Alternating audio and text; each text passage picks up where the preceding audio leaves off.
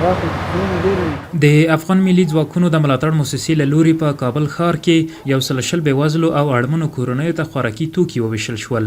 امروز در ولایت کابل برای 120 فامیل از قربانیان جنگ در افغانستان چه حکومت پیشین و هم حکومت امارت اسلامی کمک‌های مواد خوراکی داشته که شامل برنج، روغن، مکرونی و شیرینی میباشد. دغه خیریه بنسټ د تیر اوسنی نظام د امنیتي ځواکونو د وژل شویو د کورنیو مالی ملاتړ کوي.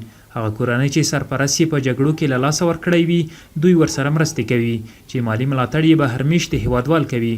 کومو کورنیو چې مرستې ترلاسه کړې وي خوښ وو او له نورو خیریه بنسټونو یې د دا ډول بشري مرستو د دوام غوښتنه کوله. ما خوش هستیم از مسئولین فعلی هم از شما هم خوش هستیم که با ما کمکی ها دراز شده با مردم غریب بیچاره که کمک میکنیم ما بسیار تشکری میکنیم ازتان راضی هستیم. سرپرست ما معلول است در خانه بیکار که خانه کرایی است 1 سال میشه خانه کرای خانه رو ندادیم. خب مشکلات هست دیگه. د افغان ځواکونو د ملاتړ موسسې مسؤلین وایي چې تر دې دمه یې د هیواد په بېلابېلو ولایتونو کې زرګونه اړمنو کورنیو ته بشري مرستې رسولې دي او په دې برخه کې به نور هم خپلو فعالیتونو ته دوام ورکړي.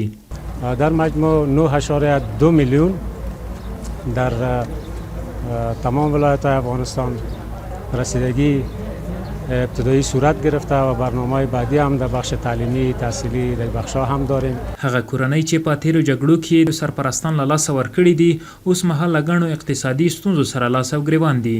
هغوی له شتمنو هیوادوالو او خیریه بنسټونو غواړي چې د دوی ستونزو ته په کتو ورسره مرستې او همکاري وکړي.